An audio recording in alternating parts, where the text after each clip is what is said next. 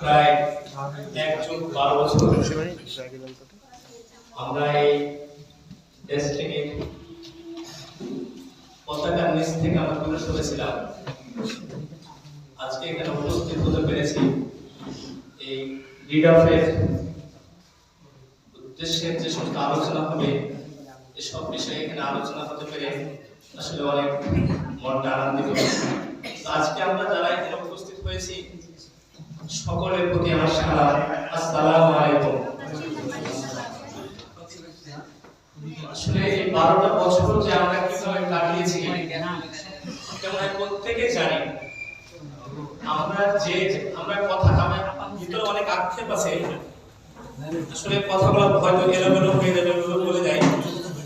আজকে আমরা প্রত্যেকে আসলে কতটা যে কষ্টের মধ্যে আছি। অনেকে চাকরি ছেড়ে এসেও কিন্তু ডেস্টিনিতে যোগ দিয়েছে। একটা চাকরিকে ছেড়ে দিয়ে ডেস্টিনি এমন একটা নিয়ম ছিল, এমন একটা ইনকাম ছিল যে অনেকে চাকরি ছেড়ে দিয়েছে। এমনকি আমার পাশে একজন হেডমাস্টার প্রাইমারি স্কুলের এবং তার স্ত্রী এবং দুজন মিলে যে পেনশনের টাকা পেয়েছিল সম্পূর্ণ টাকা কিন্তু এখানে বিনিয়োগ আছে। তারা দুজন কিন্তু এখন অসহায় বাড়িতে বসে আছে, মৃত্যু হয়ে গেছে। আসলে এরকম অনেকে হয়তো করেছে আমরা। এই 12টা বছর আমাকে যে কষ্ট দিয়ে রেখেছে আমি সবসময় তাদেরকে বুঝিয়ে রাখতাম। আমি তো অনেক অত্যাচারী থাকতাম, তারপর তাদেরকে আমি বুঝিয়ে রেখেছি যে শেখ হাসিনা যতদিন থাকবে ততদিন আমরা আমাদের এই দেশকে পতাকা যেতে পারবো না। কিন্তু ইনশাআল্লাহ যেদিন সে এদেশ থেকে পালিয়েছে সেদিনকে সবাইকে জানিয়েছি যে আমরা আবার ইনশাআল্লাহ যাব। তো আজকে আসলে আমরা সবাইকে আসতে পেরেছি এবং আমাদের যে উদ্দেশ্যগুলো সেই উদ্দেশ্যগুলো আমাদের ঊর্ধ্বতন কর্মকর্তা যারা আছে তারা অবশ্যই আমাদের সবার সামনে বলবে।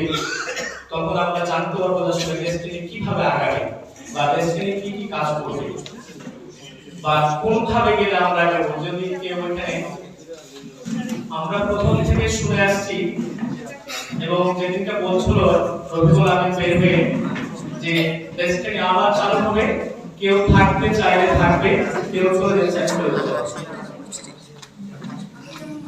তাকে তো অনেক অফার দেওয়া হলো। আপনারা কে কিভাবে যোগাযোগ করেছেন জানি না। আমি কিন্তু ঢাকার সঙ্গে সবসময় কথা বলতাম,